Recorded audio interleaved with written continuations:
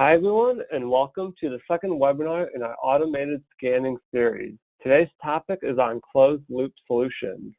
Presenting today is Scott Herrig, an applications engineer and technical project manager at X-Rite.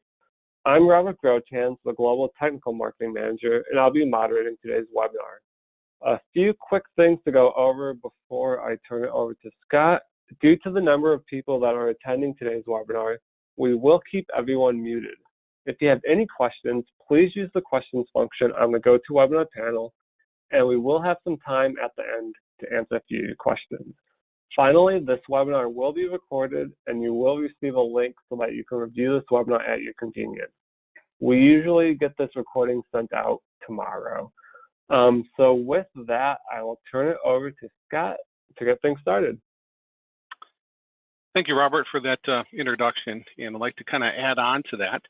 Again, my name is Scott Herrig. I have been with X-Rite for, oh my goodness, probably close to 28, 29 years now. Been in the print world for a long time. Been doing lots of different jobs within X-Rite, from product management to service to applications engineering, all sorts of different positions within the company. And I always like to say printing is kind of one of those, and I'm sure everybody out there that's listening can probably understand this, but printing is kind of like quicksand. Once you step in it, it never, ever lets you go. So I've been doing this for a long time. So today we're going to go over a few highlights on closed loop systems and closed loop color, specifically how to increase profitability and decrease your make-ready time. So when we get into this, in this ever-changing world we're living in, we need to continually to focus on improvement in cost savings, especially this year with COVID-19, lockdowns, panic buying, killer hornets. I mean, seriously, guys, what's next, you know?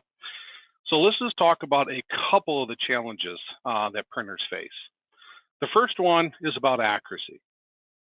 As customers become more educated about color, printers face an increased demand to produce accurate color and, as always, do it in less time. Therefore, printers need to identify quality issues quickly and correct them early in the production run. You definitely don't want to wait till the end of the job, realize you have a problem with the job, and then you got a lot of scrap. Next, in this world of global competition, there is always pressure to reduce prices. Always. Shrinking margins demand greater manufacturing efficiencies. As the market is getting more global, as jobs are moving from different countries, we are always facing the concept of having to reduce the price and reduce cost. And of course, let's never forget, the press runs are becoming much shorter in this world. So shorter make-ready times have become a must. We don't generally do 100,000, 200,000 runs anymore like we used to do 20 years ago. These are more like 5, 10, 30,000 runs. So what we need is automation. And we've shown on this screen that press automation can cut make-ready time down by about 30% or more. Okay, so how do you do that? Well, to do that, it's all about speed. Speed in measuring the color bar, speed in displaying the data to the press operator so they can make adjustments quickly, and speed to applying that data with closed loop back to the press automatically. So handhelds are slow. If you have a handheld today, that handheld is capable of measuring everything you need to measure, but they just can't do it fast enough. There's no way you can measure a 40-inch sheet, all the patches across that 40-inch sheet on all the key zones for all the colors, and be able to run that job. If you do that on one sheet, the job's done. So in the world of printing, there are many, many different print technologies serving many, many different markets. So the market that we're going to focus on this morning is basically litho, offset. So we're really focusing on commercial sheet fed and folding carton packaging. In those market segments, we are looking for customers that maybe have no measurement or no color controls on their systems. And yes, there are still some people out there that are running a press without any measurement technology whatsoever, without a handheld, without any scanners, and they're just simply doing it by eye. Customers who are only using handheld solutions, and there's a lot of the folks out there that are only using handhelds at a press. Press shops with older presses that currently lack any modern controls and want an upgrade to an automatic system. So when it comes to automating, and this is kind of the first step, and we're going to kind of talk about all three of these pieces here, but the first step is really automating, is automating the color bar technology. And X-Rite has several different levels of this automation, okay? So the first level, and I'm going to talk about here in just a sec, but the first level, however, is really not, it's not really automation, it's just more of a way to read a color bar, but I like to refer to that as the fully manual automation. It's just typically using a normal spot reader and doing one measurement at a time. Okay, so that's a fully manual, if you want to call that automation. The second one is what I refer to as the semi-manual. Now that's using the X-Rite with a scan option, and you plug that scan option into the bottom of the X-Rite, and you go down to your color bar and you take a measurement and you slide the instrument all the way across your color bar. So it's not a spot measurement, it is measuring the full color bar, but it is pretty much semi-manual to do that. The next level is referred to as the semi-automatic. Now that is using the X-Rite auto scan, and as you can see in the image right there, that's kind of the top picture right there, and that will automatically read the color bar in the X direction. If you're thinking about an offset press, that's from like the gear of the operator side in that kind of dimension. And all you have to do is just simply align the color bar to the device. So you just simply take your instrument, you line it up to the track. There's laser lights that kind of help guide that up in there. You line up the color bar, you push a button, and then the head will take off and scan. The final one is the fully automatic, full automatic system. And that's really the bottom picture there. That's the IntelliTrax 2 that will automatically track and read your color bar. Okay, so we're going to look at the last two, the semi-automatic and the fully automatic systems, in the next couple of slides. So the X-Rite auto scan, this is relatively new. We released this to market maybe a year and a half ago, somewhere around there. And this has two different track sizes, 29-inch and a 40-inch track size. They scan a 40-inch color bar in about less than 15 seconds. That's really kind of dependent on the size of your patches of your color bar. It's really aimed at more of the small to mid-sized printers, you know, that's looking for more of an affordable way to get out of the handheld and start to semi-automatic automate your process. And the beautiful thing is that actually uses your existing X-Rite. If you have an X-Rite already, you can actually just simply buy the track, and then you can use your X-Rite and plug it in, and then you can use that as the scanning head. So the cost of that to buy into that is actually relatively inexpensive overall. You're just simply buying the track. Now this is the pass-through track. So depending on where your color bar is placed. So most people have their color bars placements typically at the tail edge of the sheet. Some people actually put them at the gripper, but there are a handful of people, for obvious reasons, that may actually put the color bar in the middle of the sheet. Okay, so this will allow you to slide the sheet up underneath there, line up it, even if your color bar is in the middle, and actually take a measurement. This does have a black backing that does meet for the ISO requirement for black backing, and you can also get an optional vacuum pump. So by default, this comes with magnets. So you just simply drop magnets on the size of it, it holds the sheet down, and the head will scan across. But if you have some, maybe a little bit thicker stocks, maybe they might be curled a little bit, you can actually get a vacuum pump that's optional for this, and it will suck that down. The second option, excuse me, is the IntelliTrax 2, and that is fully automatic. So essentially, what you're doing is you're presenting the sheet, you're taking the sheet, putting it on the track itself, and you just simply push a button. You don't have to align it to anything. There is a digital camera, what we call our look-ahead sensor, that actually is bedded inside of the head. It will actually start scanning the color bar. It will track that color bar automatically, and it will scan as it's tracking. So this can also read down to a 2mm color bar height. That's pretty small. This is a non-contact, so we don't touch this sheet. So if you are measuring press sheets that are still wet, you won't actually damage those press sheets because it's completely non-contact. So this is a fully automatic. You just set it at the end of the press, push a button, and pretty much walk away, and it takes measurements. So now we're going to look at the software. So what can the software capable of doing and displaying? So you have your handheld. You can do measurements with your handheld. You take a measurement of a black at key zone number 15, and you have to look at your instrument and look at the density that you're getting, or look at the LAB that you're getting, and then you move over to the next key and you take a measurement, and you'll get a next set of values. Well, if you want to look back at your old set of values of the other key zone, that's gone. So when it comes to software, so with software now, IntelliTrax and Exact AutoScan actually ties pretty much to the same software. It's the same software base, just slightly different instruments that are connecting to it.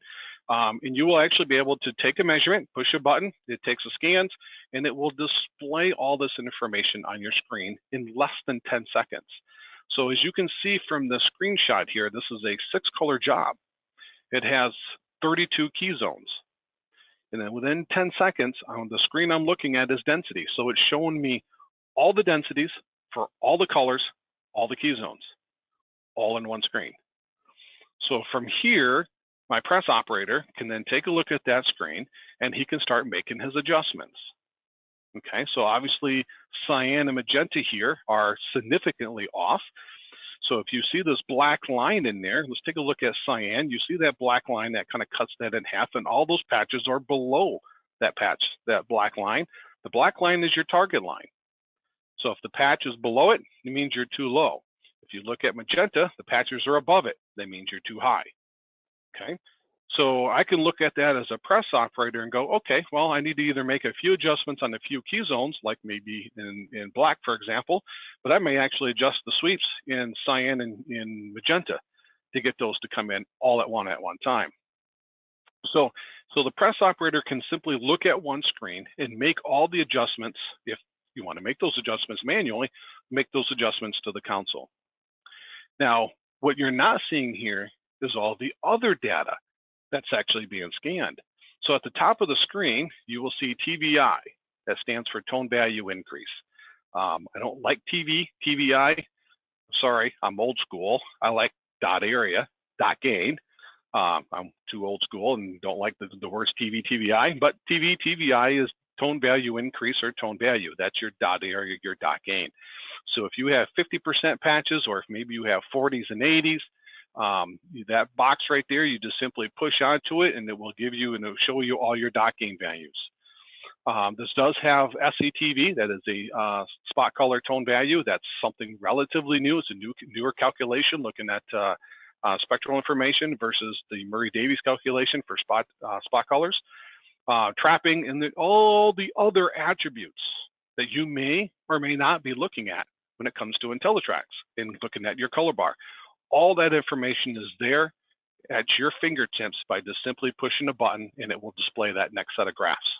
Okay, but when it comes to color, density is color blind. Okay, density knows nothing of what's going on with the color of your color. Okay, that comes down to delta E.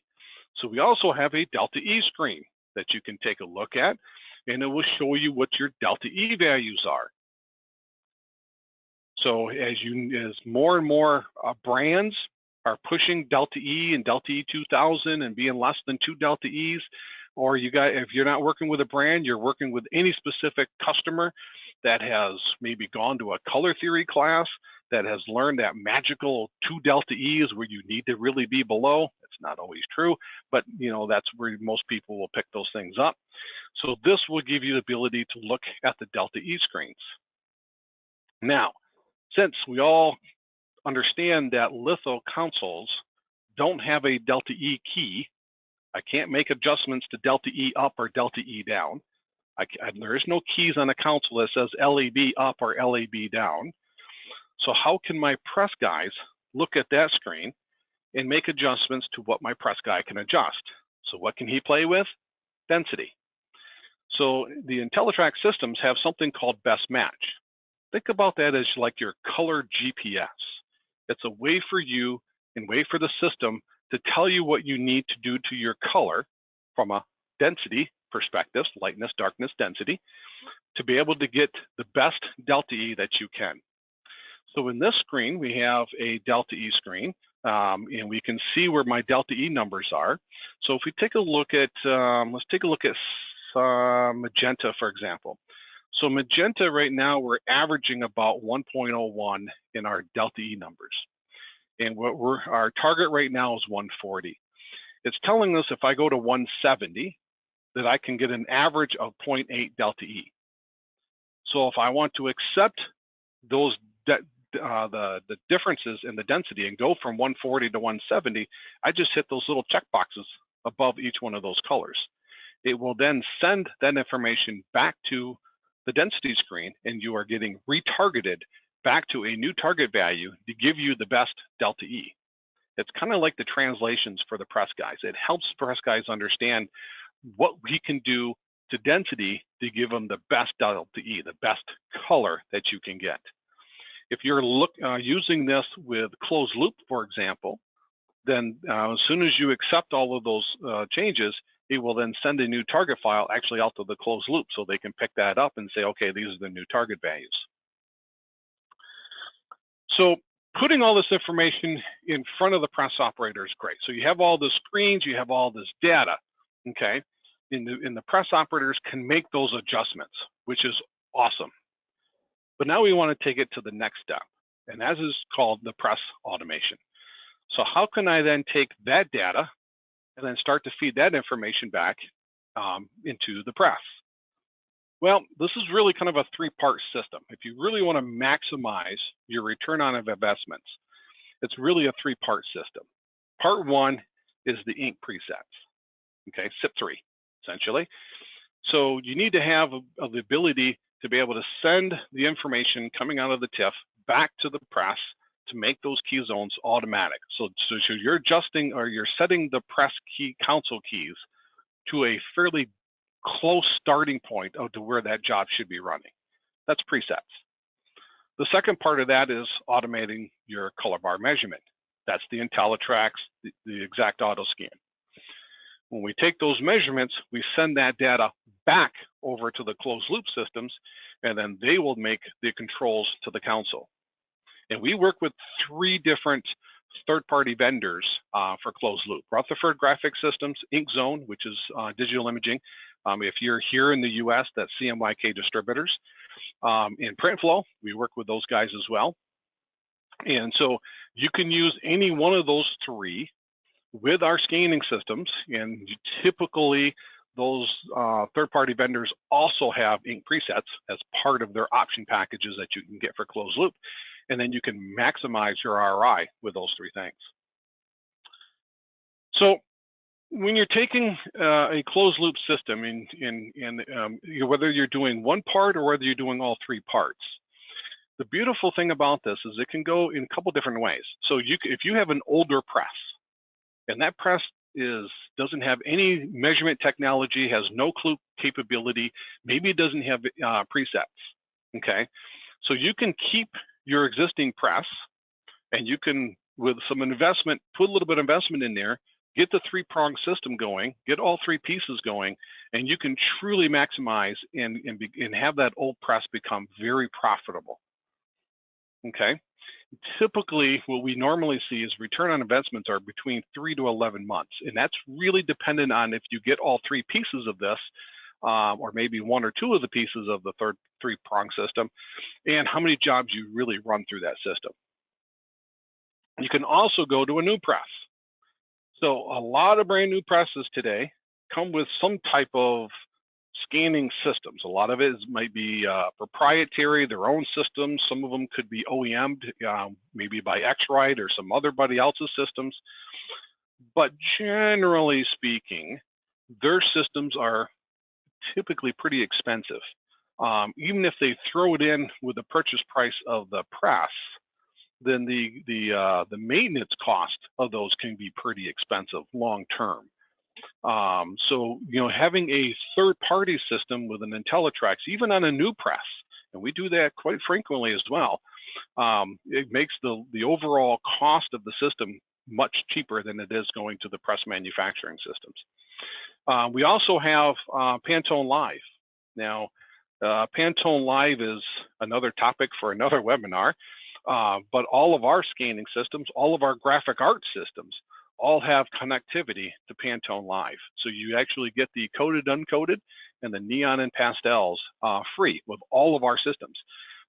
So you have access to the true Pantone standard through the Pantone Live. And if Pantone makes any updates, new colors, your systems will automatically get those updates downloaded to them.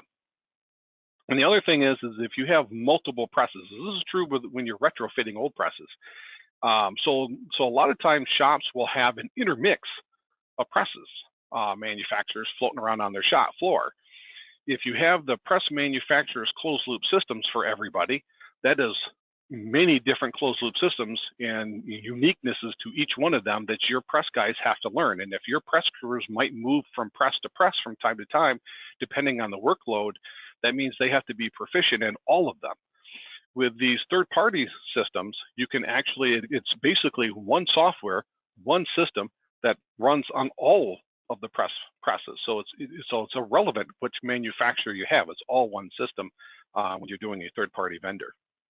Okay. So now as we come to the end, so I want to wrap this up with a reminder that automation is truly a three-part system if you really want to max your return on investment. But if you want to start the process of automation, then start with your color bar measurement technology. Automate that process first, then you can start to add on the other pieces over time.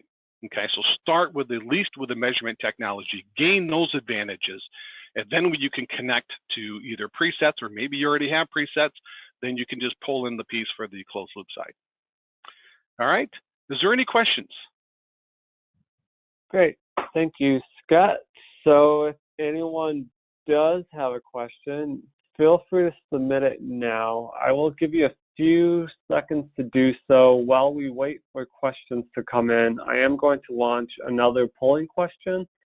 If you are interested in speaking to someone for more information, such as a sales representative. I do see one question here right now. In the software slides, someone noticed that you were doing it with M0 measurements. Does the software and device offer the option for M1 measurements? That is an absolutely great question. And the answer to that is absolutely yes. But that requires IntelliTrax 2. The IntelliTrax product line was launched in 2006. It was launched as an IntelliTrax system, which is IntelliTrax 1. The M1 measurement condition was never out there right around that time. So yes, and about 4 years ago, we re-released IntelliTrax as IntelliTrax 2. And the IntelliTrax 2 is capable of doing M0, M1, and M3. So you can get all that at one time. The engine, just kind of a side note, the spectral engine that's built in the IntelliTrax 2 is the same spectral engine that is actually built in the Exact. The spectral engine that's built in the IntelliTrax 1 system is the same spectral engine that's built in the 500 series instruments. So yes, we do have the capability to do an M1s. Great. I'm not seeing any more questions come in right now, so we will wrap up here for the day. Again, a recording of this webinar will go out tomorrow, and if you do have any questions, feel free to just respond to that email, and I'll direct them over to Scott, and we'll get you a quick response. So I'd like to say thanks, everyone, for attending today, and have a great rest of your day.